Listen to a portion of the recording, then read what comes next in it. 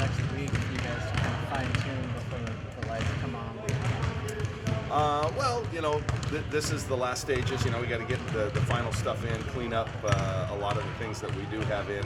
We have so many new players and we're kind of introducing a new style of offense that it's been a long process. So yeah, it's critical. We want to be ready to show well first night. I know you guys had such emphasis on defense when camp started open. Do you feel like you guys made any strides? We did early. I don't think we're as good lately.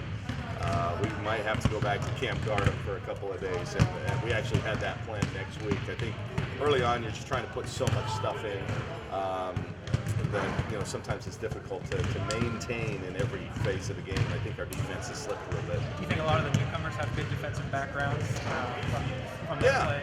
Yeah, no, we're significantly better defensively than I think were at any point last year. But it's still probably not good enough.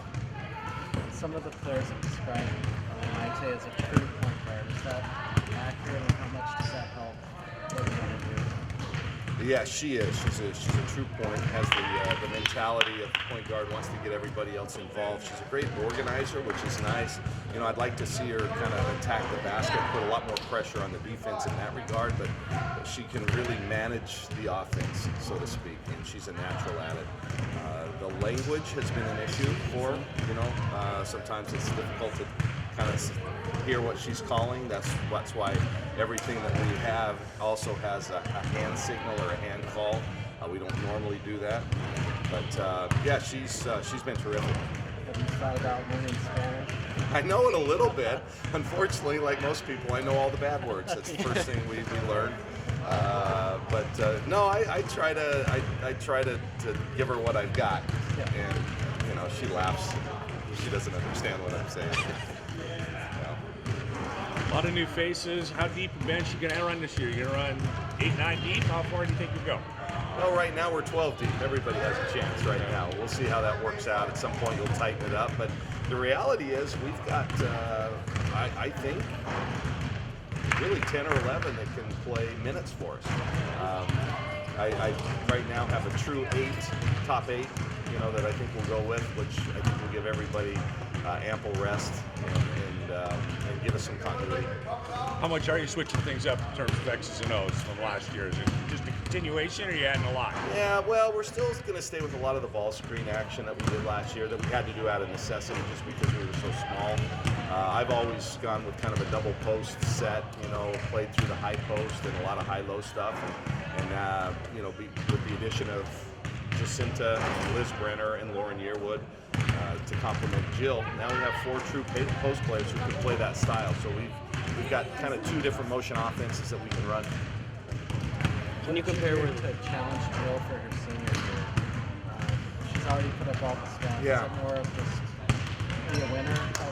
Well, one of the things I said, is that for her to leave a legacy as truly one of the best players to ever play in the conference, I think she's got to get, and not her, but we've got to get to the NCAA tournament. I think, otherwise a lot of those records are going to be hollow and those numbers. And she's, I think, really recommitted herself. She's in the gym early. Not today. She's got class. We went a little bit early today, but she's really done a nice job of working extra and working hard and leading this group. So I think she senses a little bit of urgency there as well, and that's been my challenge to her. Is the NCAA tournament the expectation this year? Well, yeah, sure. I mean, absolutely. I think every team you have, that's what you want to play for. And I think, again, we don't have a very big margin for error. But if things go well, we stay healthy, and we take care of business in the games that we should win, I truly feel that this is a team that can get to the NCAA tournament, no question. Can you compare where this team is at compared to last year's team at this point in the season? Not even close. Night and day difference. Difference in attitude, difference in talent level, difference in work ethic, off the court, chemistry. Really, it's in last year's group they were good kids, no question about it. This is just different. I think the ones that are here are all in. Handicap the conference for us. I mean, obviously Oregon State, Stanford, who else do you see as being a threat for the league championship? Where do you think you guys stack in? Good conference, great depth. I think better depth than even last year. Oregon State, obviously the class of the league. I think returning everybody from a really good team. Arizona State the same. I think those two are the two best. But Stanford's still Stanford. Cal's loaded with young, McDonald's All-Americans. They're going to be very good. UCLA had all those young kids last year, but then they win the NIT. That's 6 postseason games, so they're playing with a lot more confidence. And then there's that group, kind of that next group, and I think we're in that with USC and Washington and those kind of teams. So it's going to be a dogfight, no question. But I think we can surprise some people. I think we can jump in the standings and start our ascent. I know you and Audie have known each other for a long time since all your kids grew up at G-Prep. She was at G-Prep too. I mean, do you think just it's helped her this year to have so many familiar faces around campus, whether it's you or Max or, Maggie on the sidelines being the manager? Yeah, I think that helps anytime. College is a tough transition for anybody, especially when you're leaving home. So it's nice to see some familiar faces. I'm sure that's helped. But Audie's a basketball player, and her team is her family. So she's been, she's jumped all in, very well liked, and is doing great. I'm telling you, I think she's got a chance to be a really, really good basketball player. When you were recruiting her at Gonzaga and then came here, was she? Did you feel like your relationship was just the same, even though you were wearing, the O's compared to being a Zag? Yeah, all recruiting is about relationships. I think the relationships sometimes even trump the school, unless it's that special school that somebody has a lifelong affiliation with. So yeah, Audie and I had a great relationship, and so when I changed the colors, I think she was really open to that. It didn't take a hard sell. And I know you've kind of talked publicly about the 2016 recruiting class, but I mean, what do you think about? You kind of said how it would define the program. What do you think? Is that kind of set the tone for the rest of your time here in Eugene?